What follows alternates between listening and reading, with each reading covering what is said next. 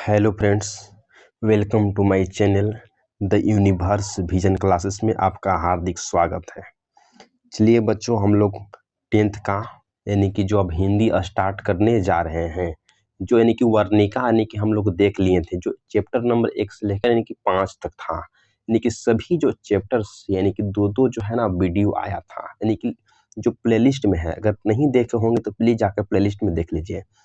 अब आज से हम लोग का यानी कि क्लास 10th जो हिंदी है ना बिहार बोर्ड में, उसका एक फुल एक्सप्लेनेशन यानी कि लाइन बाय लाइन करने जा रहे हैं। बुक से भी यानी कि बहुत ज़्यादा क्वेश्चन यानी कि रहते हैं। यानी कब क्वेश्चन को बना पाइएगा, जब आप यानी कि बुक को समझिएगा। चलिए यानी कि टाइम को वेस्ट ना करते हुए चैप्टर नंबर यानी कि फर्स्ट हम लोग शुरू करते हैं। चैप्टर नंबर फर्स्ट देखें क्या है, तो यानी कि श्रम विभाजन और जाति प्रथा क्या है, तो एक निबंध है।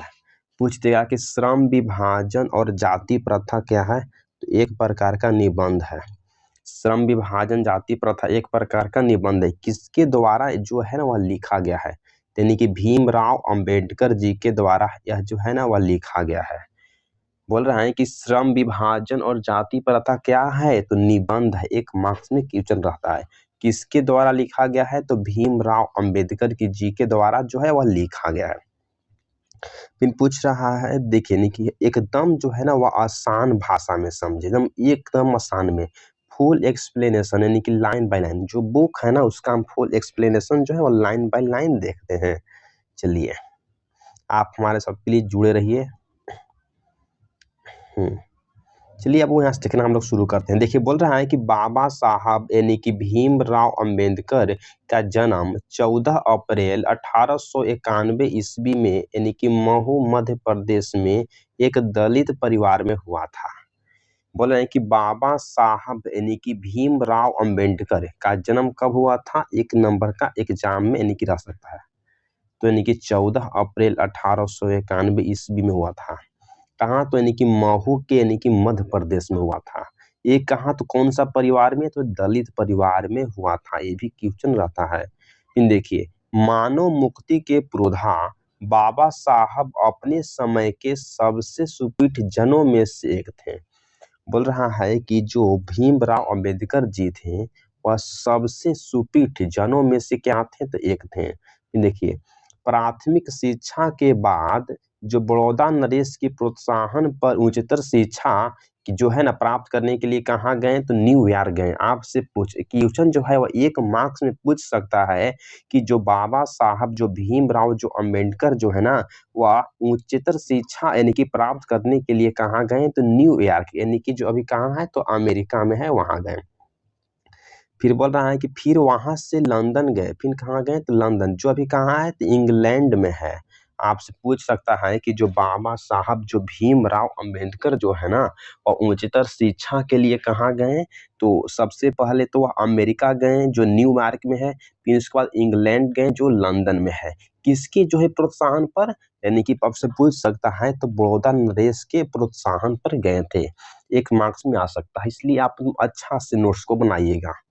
फिर देखिए, उन्होंने संस्कृत का धार्मिक पौराणिक यानी कि वैदिक वाद्य अनुवाद के जरिए पढ़ा और ऐतिहासिक सामाजिक क्षेत्र में अनेक मौलिक प्रस्तुत किए। बोल रहा है कि जो यानी कि भीमराव अंबेडकर जी थे ना, तो वह धार्मिक विचारक थे और वो वैदिक जो है ना अनुवाद भी किए थे और ऐतिहासिक सामाजिक जो क्षेत्र में अनेक जो है ना वह मौलिक जो प्रस्तुति को किए हैं, यानी कि प्रस्तुत किए हैं अपना लेखन उखन को।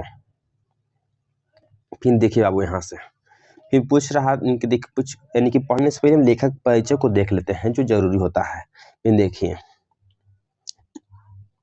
सब मिलाकर देखिए बोल रहा है ना कि क्या बोल रहा है कि सब मिलाकर वे इतिहास के मीमांसक विविधताओं, अर्थशास्त्री, समाजशास्त्री, शिक्षाविद तथा धर्म दर्शन के व्याख्यात बनकर उभरे। बोल रहा है कि जो बाबा साहब भीमराव यानी कि अम्बेडकर जी ने वह इतिहास मीमांसक और विविधताओं और अर्थशास्त्री और समाजशास्त्री और शिक्षाविद तथा धर्म के दर्शन के जो व्याख्याता यानी कि बनकर कहाँ आए, तो यानी कि उभर कर जो है ना वह बाहर आए। स्वदेश में कुछ समय उन्होंने वकालत भी की। इसका मतलब है कि स्वदेश यानी कि अपने ही देश में बाबा साहब भीमराव अंबेडकर जी ने कुछ वकालत भी किए हैं। समाज और राजनीतिक में बेहद जो है वह सक्रिय भूमिका निभाते हुए उन्होंने अछूत स्त्रियों और मजदूरों को यानी कि मानवीय अधिकार व सम्मान दिलाने के लिए वह अत्यधिक यानी कि संघर्ष किया। देखिए यहाँ पर जो है ना वह भारत को एकदम नाम जो है रोशन करती है। तो क्या बोल रहा है कि स्वदेश में यानी कि अपने ही देश में कुछ यानी कि वकालत की पढ़ाई किए थे। बोल रहा है कि समाज और राजनीतिक में बेहद यानी कि सक्रिय भूमिका निभाते हुए यानी कि उन्होंने अम्बेडकर जी थे ना वह बेहद जो भूमिका निभाते हुए वह अछूत समस्याओं स्त्री और जो मजदूरों को यानी कि मानवीय जो अधिकार है ना वह दिलाने के लिए अत्यधिक वह संघर्ष किए। फिर देखिए यहाँ से फिर बोल रहा है कि उनके चिंतन व रचनात्मक के मुख्यतः 3 जो प्रेरक व्यक्ति रहे। आपसे क्वेश्चन में यानी कि पूछ सकता है कि भीमराव जो अंबेडकर जी थे उनके कितने जो रचनात्मक व यानी कि प्रेरणात्मक जो व्यक्ति रहे, तो 3 थे। कौन कौन थे? तो यानी कि आपसे कितना थे, तो 3। कौन कौन थे? तो यानी कि बुद्ध यानी कि कबीर और जो है ना ज्योतिबा फुले। इस जो है ना एग्जाम में आपको यानी कि इस तरह से क्वेश्चन जो है ना कि रह सकता है। कौन थे? तो ज्योतिबा यानी कि फुले थे। ज्योतिबा फुले बोले कि बुद्ध हो गया, कबीर और ज्योतिबा फुले जो 3 जो है ना वह रचनात्मक उनके दृष्टि में रहे थे। लेकिन देखिए भारत के संविधान निर्माण में उनकी जो है वह महत्वपूर्ण भूमिका और एकनिष्ठ यानी कि समर्पण के कारण ही हम आज उन्हें भारतीय संविधान का निर्माता कहकर श्रद्धांजलि अर्पित करते हैं। बोल रहा है कि जो भीमराव अंबेडकर जी थे ना वह एक जो है वह भारत में संविधान निर्माता के रूप में एक महत्वपूर्ण यानी कि महान जो है ना एकनिष्ठ यानी कि समर्पण के कारण ही आज उन्हें भारतीय जो है ना संविधान का निर्माता कहकर श्रद्धांजलि जो है ना अर्पित करते हैं। आज उन्हें हम क्या कहते हैं? तो यानी कि संविधान का निर्माता। बोले कि दिसंबर 1956 में यानी कि दिल्ली में कहाँ, तो उनका जो है ना बाबा साहब यानी कि भीमराव अंबेडकर का यानी कि निधन हो गया। आपसे पूछ सकता है कि बाबा साहब का जन्म निधन कब हुआ था? तो दिसंबर में यानी कि 1956 ईस्वी दिल्ली में जो है ना वो बाबा साहब का निधन जो है ना हो गया था। चलिए यहाँ से देखते हैं। फिर देखिए बाबा साहब जो है ना कुछ इनकी महत्वपूर्ण रचनाएं हैं जो 1 मार्क्स में अक्सर जो है ना पूछ दिया जाता है। देखिए बाबा साहब ने अनेक यानी कि पुस्तकें लिखी हैं। उनकी प्रमुख जो रचनाएं कौन कौन से? बोल रहे हैं कि जो भीमराव जो अंबेडकर जी थे ना वह बहुत से अंबेडकर जी ने बहुत से रचनाएं की हैं जो 1 नंबर या 2 नंबर में पूछ दिया जाता है। कौन कौन सी रचनाएं हैं देख लेते हैं। पहला कौन कौन है उसको हम देख लेते हैं। देखिए पहला है यानी कि द कास्ट इन इंडिया, यानी कि 1 मार्क्स में पूछ ही जाता है कि द कास्ट इन इंडिया किसकी रचना है? तो यानी कि बाबा साहब भीमराव अंबेडकर की है। फिर देखिए फिर बोला है कि नेक्स्ट में देखिए नेक्स्ट में क्या बोल रहा है। बोला इसमें देखिए इसमें जो है बताया जा रहा है कि क्या है, तो इसमें देखिए देयर मैकेनिज्म किनके है? तो इन्हीं का है। मतलब कि जेनेसिस एंड डेवलपमेंट किन्हीं का है? तो इन्हीं का है। द अनचेंजेबल्स इन्हीं का है। हु आर दे इन्हीं का है। हु आर शूद्राज इन्हीं का है। बुद्धिमान एंड यानी कि एंड इन्हीं का है, इन्हीं का है। देखिए कम्युनिस्ट इन्हीं का है। बुद्ध एंड हिज धर्म इन्हीं का है। थॉट्स ऑन यानी कि ल्यूटिनिस्ट स्टेटस इन्हीं का है। The rise and the fall of Hindu इन्हीं का है। वीमेन जो है ना इन्हीं का है। 1 नंबर में पूछ दिया जाता है। एनिहिलेशन ऑफ कास्ट कहाँ इनका है? तो इन्हीं का है। यहीं से जो है वो लिया गया है। 1 नंबर में पूछ सकता है। यानी कि हिंदी में उनका जो संपूर्ण जो है ना वो वार्डे भारत सरकार यानी कि कल्याण मंत्रालय से बाबा साहब ने 21 खंडों में इनका जो है ना वह पत्रिका प्रकाशित है। आपसे ये अनुरोध है कि प्लीज कॉपी पेन उठाइए और जितने भी जो इनका महत्वपूर्ण यानी कि रचनाएं किए हैं सबको नोट डाउन करिए, क्योंकि जब तक आप नोट डाउन नहीं करिएगा ना तब तक आप एग्जाम में नहीं जाइएगा लेकर, याद ही नहीं हो पाएगा। इसलिए जो इतना जो आपको मेन जो रचनाएं हैं उसको आप लिख लीजिए। चलिए, उम्मीद है कि लिख लिए होंगे। चलिए यहाँ से देखना हम लोग स्टार्ट करते हैं बाबू। देखिए, बोले कि बाबा साहब अम्बेडकर, बोले कि नाम, हाँ, वार्ड में नाम से यानी कि 21 खंडों में प्रकाशित हो चुके हैं।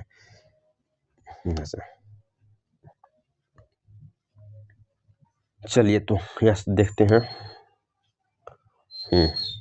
लेखक परिचय तो हो ही गया है हम लोग का। लेखक परिचय से ज्यादा नहीं पूछता है, जितना मेन था लेखक परिचय को यानी कि जो है ना लेखक परिचय से हम लोग यानी कि देख ही लिए हैं। अब चलिए हम लोग यानी कि शुरू करते हैं बुक एक्सप्लेनेशन यानी कि लाइन बाय लाइन। यहाँ से जो है ना वह 1 या 2 मार्क्स का जो बीच में क्वेश्चन जो अगर आएगा ऑब्जेक्टिव ग्रुप में वहाँ लिख लीजिएगा।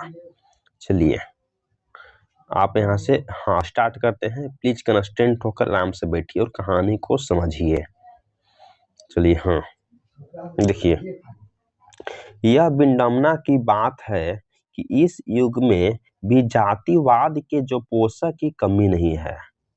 देखिए यहाँ पर क्या बोल रहा है, देखिए यहाँ पर बोल रहा है ना कि इस विडंबना की बात है कि इस युग में भी जातिवाद के पोषकों की जो है कमी नहीं है। इसके पोषकों के कई आधारों पर इसका जो समर्थन करते हैं, बोले समर्थन जो है ना वह करते हैं। समर्थन का एक आधार यह कहा जाता है कि आधुनिक सभ्य समाज जो है ना वह कार्य कुशलता के लिए श्रम विभाजन को आवश्यक जो है वह मानता है, और चूंकि जाति प्रथा भी श्रम विभाजन का ही जो दूसरा यानी कि रूप है, इसलिए इसमें जो है ना कोई यानी कि अति नहीं है।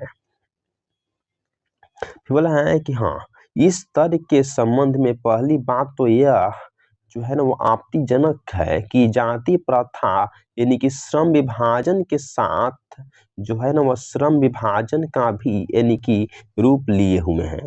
श्रम विभाजन बोल रहा है कि निश्चय ही यानी कि सभ्य समाज की आवश्यकता है, परंतु किसी भी सभ्य समाज के श्रम विभाजन की व्यवस्था श्रमिकों पर उभरती है। देखिए इस स्लाइड का जो मतलब हुआ ना उसको हम बतलाना चाहते हैं कि यह जो बहुत सी पुराना की बात है यानी कि विडंबना की बात है कि इस जो युग में यानी कि जाति जो वाद है ना यानी कि जातिवाद जो यानी कि खत्म ही नहीं हुआ है, यानी कि पोषकों के जो है वो कमी नहीं है, जातिवाद जो है ना बढ़ते गया है। इसके पोषकों में जो है वह कई आधारों का यानी कि इसका जो है ना समर्थन करते हैं, यानी कि इसका जो है ना भेदभाव करते हैं। समर्थन का एक जो है वो आधार यानी कि कहा जाता है कि आधुनिक सभ्य जो समाज जो है ना वह कार्य कुशलता के लिए किस पे आधारित है। आपसे पूछ सकता है कि जो आधुनिक जो श्रेय समाज है किस पर आधारित है, तो वह जो है ना वह श्रम विभाजन पर आधारित है। किस पर आधारित है, तो वह श्रम विभाजन पर जो है ना वह आधारित है। श्रम विभाजन को जो आवश्यक मानता है, चूंकि जाति प्रथा यानी कि श्रम विभाजन का ही जो है ना वो क्या है, तो एक दूसरा अंश है। आपसे पूछ सकता है कि जाति प्रथा का दूसरा अंश क्या है, तो यानी कि श्रम विभाजन ही है जो जाति प्रथा का यानी कि दूसरा अंश है। इसलिए इसमें जो है ना कोई जो है ना बुराई की बात नहीं है कि इस तर्क के संबंध में जो पहली बात तो यह है कि जो आपत्तिजनक की जाति प्रथा जो है ना वह श्रम विभाजन के साथ जो है ना वह श्रमिक जो है ना वह विभाजन का यानी कि रूप लिया हुआ है, यानी कि श्रम जो विभाजन निश्चय जो है निश्चित ही यानी कि सभ्य समाज की आवश्यकता है। क्या है, तो सब यानी कुशलता जो है ना समाज की आवश्यकता है, परंतु किसी भी सभ्य समाज में श्रम विभाजन की जो व्यवस्था जो है ना वह श्रमिक विभिन्नताओं के लिए है। चलिए यहाँ से देखते हैं। बोले हैं कि वर्गों में और बोले कि असंभाविक विभाजन की नहीं करती। तो बोल रहे हैं कि जो वर्गों होती है ना उसमें असंभाविक यानी कि विभाजन नहीं करती।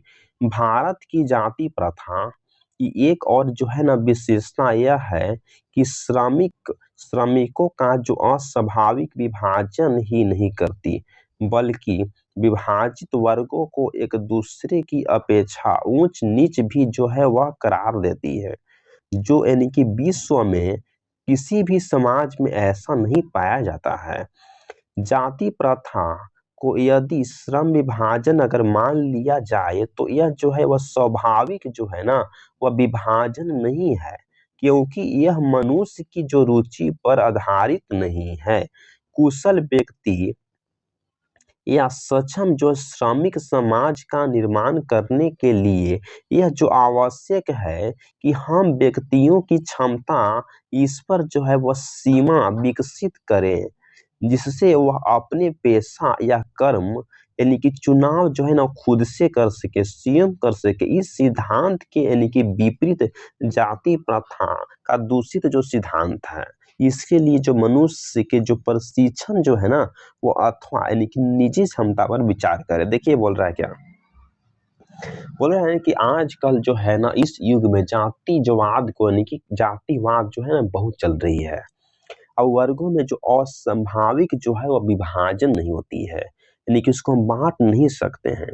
फिर बोल रहे हैं कि भारत की जो जाति प्रथा जो है ना एक विशेष रूप है, जो भारत की जो जाति प्रथा है ना एक विशेष रूप है, यह है क्या है कि यह श्रमिकों को यानी कि जितने भी मजदूर लोग होते हैं काम करने वाले उनको असंभाविक जो विभाजन ही नहीं करती, यानी कि उसका जो विभाजन जो है ना वो असंभाविक विभाजन नहीं करती है, बल्कि विभाजित जो है ना वर्गों को एक दूसरे की ऊंच नीच भी करा देती है। यानी कि इसका मतलब यह हुआ कि जो विभाजन जो हुआ ना वह श्रमिकों का, यानी कि कोई जात बड़ी है या कोई जात, यानी कि कोई जात बड़ी है तो कोई जात पंडित है तो पंडित जो है ना अपने आप को ऊंचा समझेगा, यानी कि जो श्रमिक जो है ना विभाजन कर दिया गया है, यानी कि बल्कि जो है खुद से जो आदमी यानी कि विभाजित नहीं किए हैं, एक को ऊंच एक को जो है नीच यहाँ समझ जा रहा है, जो मानी कि पूरा विश्व में यानी कि पूरा वर्ल्ड में भी ऐसा जो समाज आज तक देखा नहीं गया है। जाति प्रथा यदि श्रम विभाजन अगर मान लिया जाए तो यह स्वाभाविक विभाजन नहीं होती है, क्योंकि यह मनुष्य जो है ना वो रुचि पर आधारित नहीं है। बोल रहा है कि अगर जाति प्रथा जो है ना वह श्रम विभाजन उसको मान लिया जाए, यदि हम उसको जाति प्रथा अगर उसको हम श्रम विभाजन मान लेंगे तो यह सभी आदमी के लिए जो है ना वह सेल्फ इंडिपेंडेंट नहीं है, लेकिन वह जो है ना वह स्वाभाविक विभाजन नहीं है, क्योंकि सभी आदमी जो होते हैं ना उसका काम यानी कि करने का जो है ना अलग अलग रुचि होता है। इसको डॉक्टर बनना चाहता है तो कोई इंजीनियर बनना चाहता है, और इस तरह के पहले के जो आदमी था तो वह ठाकुर है तो ठाकुर का ही यानी कि काम करेगा। इस तरह से जातिवाद चलती थी, क्योंकि यह एक जो मनुष्य की रुचि पर जो है वो आधारित नहीं है। कुशल जो एक यानी कि अच्छा व्यक्ति या सक्षम जो श्रमिक जो समाज निर्माण करने के लिए मैंने बोल रहा है कि अच्छा समाज को निर्माण करने के लिए आवश्यक है हमारे भारत में व्यक्ति की क्षमता इस सीमा तक अगर विकसित कर दी जाए कि जिससे वह पेशा यानी कि जो अपने जो काम करने वाले जो लोग हुए ना तो खुद से अपना पेशा चुने, यानी कि अपने यानी कि ठाकुर है तो ठाकुर बाल कटेगा नहीं, अपना पेशा जो है ना खुद से चुनेगा। पढ़ लिख के तेज हुआ तो इंजीनियर डॉक्टर बनेगा, और पढ़े में कम हुआ तो अपना यानी कि जो अपना काम है से करेगा। यानी कि जो आजकल का युग है ना इसमें जो पेशा जो है ना अपने से खुद से चुनाव करें, इस सिद्धांत के जो विपरीत जो है ना वह जाति प्रथा का यानी कि दूषित जो है वह सिद्धांत है। चलिए यहाँ से हो गया, देखते हैं यानी कि क्या है तो विकसित कहे कि दूषित यानी कि सिद्धांत है, यहाँ से देखना होता है।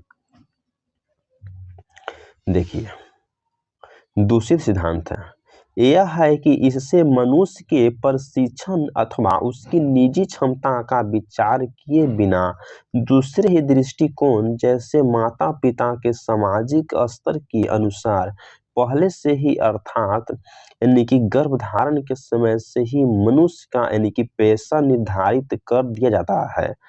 जाति प्रथा पेशे का यानी कि दोषपूर्ण यानी कि पूर्व निर्धारण ही नहीं करती, बल्कि मनुष्य को जीवन भर के लिए एक पेशे में ही बांध भी देती है। भले ही पेशा अनुयुक्त हो या उपयुक्त होने के कारण वह भूखे मर जाए। आधुनिक युग में यह स्थिति प्राय आती है क्योंकि उद्योग धंधों की प्रक्रिया व तकनीक निरंतर विकास में कभी कभी जो है वो अकस्मात जो है ना परिवर्तन यानी कि हो जाता है, यानी कि जिसके कारण मनुष्य को यानी कि अपना पेशा को यानी कि बदलने के लिए जो है ना आवश्यकता यानी कि पड़ सकती है। देखिए इस स्लाइड का यानी कि मतलब क्या कह रहा है, बोल रहा है कि कभी कभी जो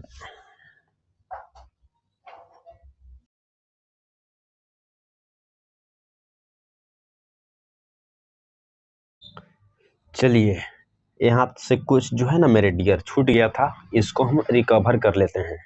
देखिए यहाँ बताया जा रहा है कि आधुनिक युग में यह जो है ना स्थिति प्रायः आती है क्योंकि उद्योग धंधों की जो प्रक्रिया व तकनीक में जो निरंतर विकास और कभी-कभी जो अकस्मात परिवर्तन हो जाता है, जिसके कारण मनुष्य को अपना यानी कि पेशा जो है ना बदलने की आवश्यकता पड़ सकती है। और यदि प्रतिकूल परिस्थिति में भी मनुष्य को अपना पेशा बदलने की जो स्वतंत्रता ना अगर दिया जाए, इसके लिए भूखे मरने के अलावा क्या चारा यानी कि रह जाता है। हिंदू धर्म की जो जाति प्रथा किसी भी यानी कि व्यक्ति को ऐसा जो है ना वह पैसा जो ऐसा पैसा चुनने की जो अनुमति जो है वह नहीं देती है, जो उसका क्या है तो यानी कि पैतृक जो है ना वह पैसा ना हो, भले ही वह उसे यानी कि परंपरागत से जो पहले ही से इस प्रकार की पैसा जो ना परिवर्तन की अनुमति है। देखिए यहाँ पर क्या कहा जा रहा है, इसको आप ध्यान से सुनिएगा। बोल रहा है कि जो आजकल के जो युग है ना, इस युग में यह स्थिति जो आती है क्योंकि जो जितने भी जो कारखाना हो गया यानी कि उद्योग धंधा हो गया, जो सभी जो प्रक्रियाएं जो तकनीक मशीन जो टेक्नोलॉजी आ गया, इसमें निरंतर यानी कि विकास हो रहा है, यानी कि आगे बढ़ते जा रहा है, रुकने वाले कुछ ना। आज यानी कि इसका आविष्कार हुआ था, कल उसका यानी कि निरंतर जो है ना विकास की प्रक्रिया जारी है। और बोल रहा है कि कभी-कभी जो अकस्मात जो परिवर्तन हो जाता है, यानी कि कभी-कभी कुछ जो है ना हमेशा तो यानी कि बदलाव धीरे-धीरे आ ही रहा है। 2020 में कुछ था, 2025 में कुछ हो रहा है। हाँ, जिसके कारण जो है ना वह मनुष्य जो है ना मनुष्य को अपना जो पैसा का मतलब था कार्य करने के लिए जो अपना यानी कि कार्य व्यापार, तो होता है ना कि मनुष्य के लिए जो अपना यानी कि पेशा जो है ना वह बदलने की आवश्यकता जो है वह पड़ सकती है। भाई कोई अगर व्यक्ति अगर ठाकुर है तो वो ठाकुर काम थोड़ी ना कर सकता है अपना यानी कि आओ तो अपना यानी कि पढ़ लिख के तो अपना इंजीनियर बन सकता है, डॉक्टर बन सकता है। उसी को बोल रहा है कि पेशा बदलने के लिए जो आवश्यकता है वो पड़ सकती है। और यदि अगर प्रतिकूल परिस्थिति में भी किसी भी मनुष्य यानी कि प्रतिकूल जो परिस्थिति का मतलब हुआ कि नहीं बेकार यानी कि बेकार स्थिति, तो बोले कि बेकार जो स्थिति है ना इसमें भी मनुष्य को अपना पैसा यानी कि बदलने के लिए जो स्वतंत्रता है ना वह नहीं दी जाती थी। इसके लिए जो मनुष्य अगर है ना वो भूखा मरने के लिए उसके पास क्या चारा रह जाता है। अगर कोई मनुष्य है अगर अपना पैसा यानी कि नहीं बदलेगा, नहीं चाहता है बदलने के लिए, तो भूखे मरने के लिए उसके पास क्या चारा ही है। हमारे जो हिंदू धर्म की जो जाति जो प्रथा है ना वह किसी भी व्यक्ति को यानी कि ऐसा पैसा चुनने की जो अनुमति नहीं देती है। यानी कि बताया जा रहा है कि जो हम लोग जो यानी कि हिंदू धर्म में रह रहे हैं बाबू, तो यानी कि जो पहले का जो दिन था ना अपना यानी कि पैसा कैसा चुनने का यानी कि अनुमति नहीं था। यानी कि हम ठाकुर हैं अब बढ़ी का यानी कि काम नहीं कर सकते, हम ठाकुर हैं तो यानी कि ठाकुर का ही काम कर सकते हैं। यानी कि इस तरह का पहले अनुमति नहीं दी जाती थी। जो उसका यानी कि पैतृक जो अगर पैसा है पहले से अगर यानी कि बढ़ी है तो बढ़ई का काम ही करेगा।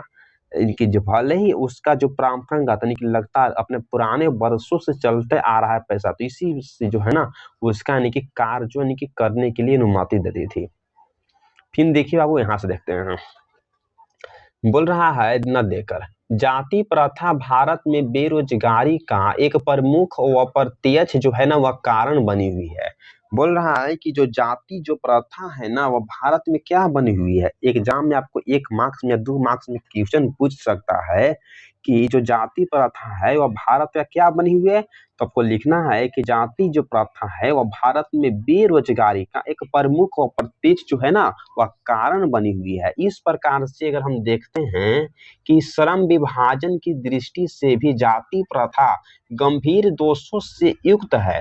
बोल रहा है कि जो इस प्रकार से अगर देखते हैं हम कि जो श्रम विभाजन की दृष्टि से, यानी कि श्रम का मतलब होता है कार्य, विभाजन का मतलब होता है यानी कि बांट देना। इसका सेंस हुआ यानी कि कार्य को अलग अलग तरीकों से बांटना। श्रम का मतलब यानी कि कार्य, विभाजन का मतलब हुआ यानी कि बांट देना। इसका पूरा मतलब आ गया ना कि काम को अलग अलग तरीकों से यानी कि बांटा जा रहा है। इसीलिए बोलता है कि श्रम विभाजन की अगर दृष्टि से जाति जो प्रथा है न वह गंभीर दोषों से युक्त है। जाति प्रथा का जो श्रम विभाजन मनुष्य की स्वेच्छा पर निर्भर यानी कि नहीं रहता है।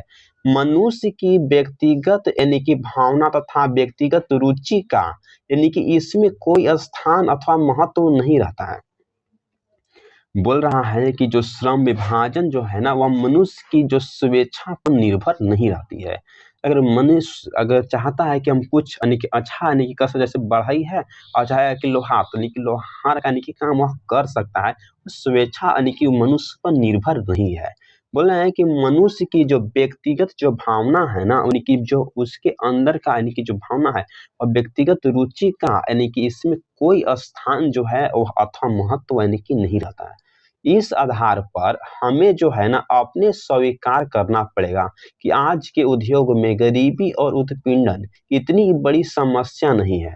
तो बोल रहा है कि जो आज जो है ना वह हमको यह स्वीकार यानी कि करना होगा, यानी कि जो अगर व्यक्ति अगर बढ़ई का है तो बढ़ई का कार्य करेगा, जो व्यक्ति अगर नाव का है तो नाव कार्य करेगा। इसी तरह से जो आज के जो उद्योग धंधे हैं ना उसमें गरीबी और उत्पीड़न इतनी बड़ी जो समस्या जो है वह नहीं है, देखा गया ऐसा अक्सर। चलिए यहाँ देखते हैं, जितनी यह मतलब कि हाँ जितनी यह कि बहुत से लोग निर्धारित यानी कि कार्य को अरुचि के साथ केवल यानी कि विश्वताश करते हैं। ऐसी स्थिति संभवतः मनुष्य को यानी कि जो दुर्भावना से ग्रस्त रहकर यानी कि टालू काम करने और काम को बोला है कि काम को करने के लिए जो प्रेरित करती है। ऐसी स्थिति में जहां काम करने वाले का अगर दिल ना लगता हो, दिमाग ना लगता हो, कोई कुशलता जैसे प्राप्त की जा सकती है। अतः निर्वाद यानी कि रूप से सिद्ध हो जाता है कि आर्थिक पहलू से भी जो जाति जो प्रथा है वह हानिकारक प्रथा है, क्योंकि यह मनुष्य की जो स्वाभाविक जो है ना वह प्रेरणा, रुचि व आत्मा शब्द को यानी कि दबाकर उन्हें जो है ना वह असंभाविक नियमों को यानी कि जकड़कर जो है वह निष्क्रिय बना देती है। देखिए जो इस स्लाइड जो है ना इस स्लाइड का यानी कि मतलब का हुआ, आप लोग यानी कि ध्यान से समझिएगा। इस स्लाइड जो है ना इस स्लाइड का यानी कि मतलब हुआ कि जितनी की ये हम लोग पहले से जानते हैं कि निर्धारित जो हम लोग का कार्य जो है निर्धारित की गई है कि हमको ये कार्य करना है तो हमें ये कार्य करना ही पड़ेगा। अगर हमें उस काम में अगर रुचि नहीं है, अगर पहले से हमें ठाकुर का यानी कि जो है ना बच्चे हैं तो आगे जाके ठाकुर का ही यानी कि काम करेंगे। अगर भले ही हमें जो है ना उसमें रुचि नहीं है, उसमें मन नहीं लग रहा है, उसमें केवल हम विश्वताश यानी कि काम करने का मन नहीं, जैसे तैसे हम काम करते हैं, तो ऐसी जो परिस्थिति जो है ना उसमें मनुष्य को वह दुर्भावना से ग्रस्त होकर काम को जो है ना वह टालू काम करना, नहीं कि आज करेगा कल ना करेगा, मन से नहीं काम करेगा, आए थोड़ा ना काम करेंगे, यानी कि जो ऐसी स्थिति जो है ना वो पहले के यानी कि युग में हुआ करती थी। फिर बोल रहा है कि ऐसी जो है ना स्थिति में जहां काम करने जो वाला जो व्यक्ति होता था ना उसका दिल नहीं लगता था, नहीं दिमाग चलता था, और नहीं कार्य जो है ना कुशलता से यानी कि अच्छा से नहीं की जाती थी। जब उसका यानी कि स्थिति जो नहीं है, जब उसका मन नहीं है उस कार्य में, तो क्यों कार्य करेगा। यह जो है ना वह यानी कि निर्विवाद रूप से वह सिद्ध होता है, प्रूफ होता है कि जो आर्थिक जो पहलू है ना वह पहले से भी जाति प्रथा का क्या है, तो एक हानिकारक प्रथा है। आपसे एक नंबर में पूछ सकता है कि जो जाति प्रथा जो है वह पहले से क्या है, तो वह जो है ना वह आर्थिक पहलू से भी वह हानिकारक है। क्या? तो जाति प्रथा, क्योंकि यह जो है ना वह मनुष्य की जो स्वाभाविक यानी कि प्रेरणा, रुचि, वह आत्म शक्ति को दबा देता है। जो यानी कि जाति जो प्रथा है वह मनुष्य के जो काम करने के लिए जो लालसा है ना उसको क्या करता है, तो उसके जो अंदर जो काम करने की जो इच्छा है कि वो आगे चलकर बड़ा से डॉक्टर बनेगा, इंजीनियर बनेगा, जो उसकी जो क्षमता है ना वह प्रेरणा, रुचि, वह आत्म रूप से उसको यानी कि दबा देती है, दबोच लेती है। उन्हें जो अस्वाभाविक नियमों को जकड़ कर निष्क्रिय बनाती है।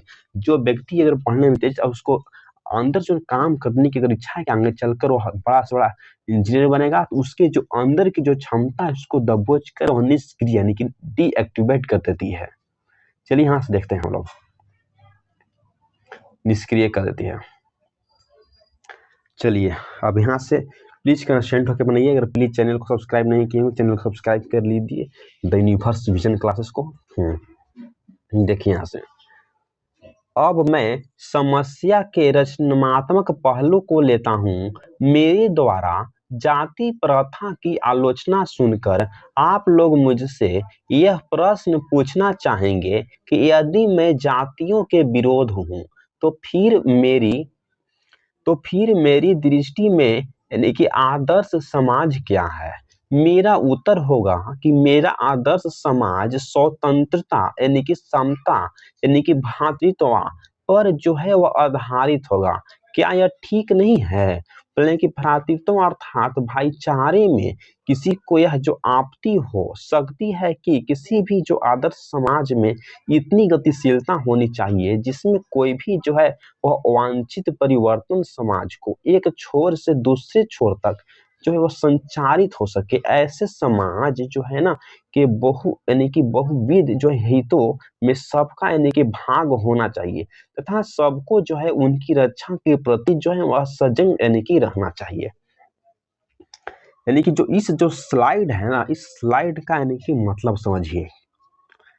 बोल रहा है ना कि अब मैं समस्या के जो रचनात्मक पहलू को लेता हूँ, यानी कि जो उसका जो स्ट्रक्चर है, यानी कि जो हमारे जो समाज है ना, यानी कि समाज में जिस तरह का यानी कि जो रस्म रिवाज है उसका क्या स्ट्रक्चर है, उसको जो समस्या है ना अगर उसको मैं लेता हूँ तो मेरी जात द्वारा जाति प्रथा की अगर आलोचना सुनकर आप लोग जो है ना मुझसे एक ही प्रश्न अगर पूछना चाहेंगे कि यदि मैं जाति के विरोध हूं तो फिर मेरी दृष्टि में आदर्श समाज क्या है। आप जो है ना एक ही प्रश्न पूछिएगा, क्या कि अगर मैं जाति के अगर विरोध हूं तो फिर मेरी जो है ना वह दृष्टि में आदर्श समाज क्या है।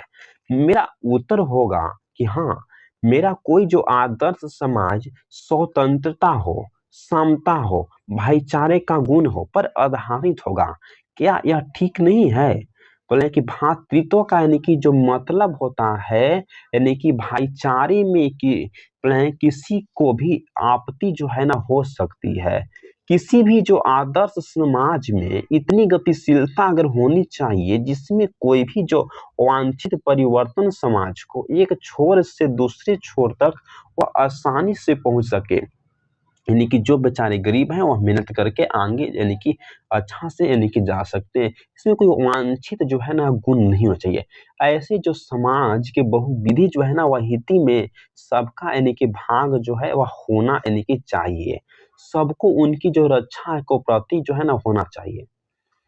फिर देखिए यहाँ से बोले हैं कि सबको भाग यानी कि होना चाहिए, सबको उनकी जो रक्षा के प्रति जो सजग रहना चाहिए। सामाजिक जीवन में जो आपंत जो संपर्क के अनेक यानी कि साधन व अवसर उपलब्ध कराने चाहिए। बोले हैं कि तात्पर्य यह है कि दूध पानी के मिश्रण की तरह भाईचारे का यही जो वास्तविक रूप है और इसी का यानी कि दूसरा नाम जो है वह लोकतंत्र है। क्योंकि लोकतंत्र केवल जो है वह शासन की एक जो पद्धति ही नहीं है। लोकतंत्र मूलतः सामूहिक यानी कि जीवन चार्य की एक रीति तथा समाज के सम्मिलित जो अनुभवों के जो आदान प्रदान का नाम है। इसमें जो यह आवश्यक है कि साथियों के प्रति जो श्रद्धा व सम्मान का यानी कि भाव होना चाहिए। देखिए इस स्लाइड का आप लोग अर्थ समझिए, इसके बाद चैप्टर जो है वह एंड होती है। बोल रहा है ना कि सबका जो है वो भाग होना चाहिए। कहाँ भाग होना चाहिए? यानी कि जो समस्या का जो विरोध हो रहा है वह सभी यानी कि आदमी जो है ना वह भाईचारे का गुण होना चाहिए। सबको उनकी जो रक्षा के प्रति जो सजग जो है वह रहना चाहिए, संदेह रहना चाहिए। सामाजिक जीवन जो है ना उसमें आबंध जो संपर्क के साथ वह साधन व अवसर को उपलब्ध कराना चाहिए। इसका मतलब हुआ कि अगर हमारा जो घर जो है वहां से बाजार 3 किलो 4 किलोमीटर दूर है, तो वहां आने जाने के लिए साधन यानी कि बस टेम्पो को उपलब्ध कराना चाहिए। तात्पर्य है कि जिस तरह से दूध और अगर पानी को आपस में मिश्रण यानी कि मिक्स किया जाता है, उसी तरह यानी कि भाईचारे का यानी कि वास्तविक रूप होना चाहिए, गुण होना चाहिए। इसी का दूसरा जो नाम क्या है, तो यानी कि लोकतंत्र। जितने भी जो लोग होते हैं सब एक साथ मिलजुल कर रहते हैं, उसी राज को हम लोकतंत्र कहते हैं। क्योंकि जो लोकतंत्र में केवल जो है ना वह शासन की एक ही सिस्टम ही नहीं है, शासन की एक पद्धति ही नहीं है। लोकतंत्र जो है ना वह सामान्यतः सामूहिक यानी कि जीवनचर्या है, जिसमें बहुत से लोग, बहुत से धर्म के लोग एक साथ मिलजुल कर रहते हैं, तो उसको हम यानी कि सामूहिक जीवनचर्या यानी कि लोकतंत्र कहते हैं। एक ही रीति तथा समाज के सम्मिलित अनुभवों को आदान प्रदान का नाम है। इसमें यह आवश्यक है कि अपने साथियों के जो श्रद्धा व सम्मान का भाव जो है वह करना चाहिए, सबको एक समान समझना चाहिए। इस जो है ना वह चैप्टर में बताया गया। इस चैप्टर से हमका यानी कि सांस अगर कहा जाए तो जाति जो है ना, जाति पाति का भेदभाव नहीं करना चाहिए। सभी जो एक साथ यानी कि जीवनचर्या की तरह मिलजुल कर रहना चाहिए, और जो सभी का यानी कि काम इच्छा के अनुसार यानी कि पैसा को चुनना चाहिए। इस तरह से जो भीमराव अंबेडकर जी बताए हैं। प्लीज अगर आप हमारे चैनल पर न्यू हैं तो चैनल को सब्सक्राइब कीजिए, द यूनिवर्स विजन क्लास को। Thanks for watching this video. Next आता है यानी कि सेकंड नंबर चैप्टर जो है ना 20 के दांत, यानी कि नलिन विलोचन शर्मा जी के द्वारा लिखा गया है। प्लीज चैनल पर जुड़े रहिए, लाइक सब्सक्राइब एंड शेयर जरूर करना भूलिएगा नहीं। Thanks for watching this.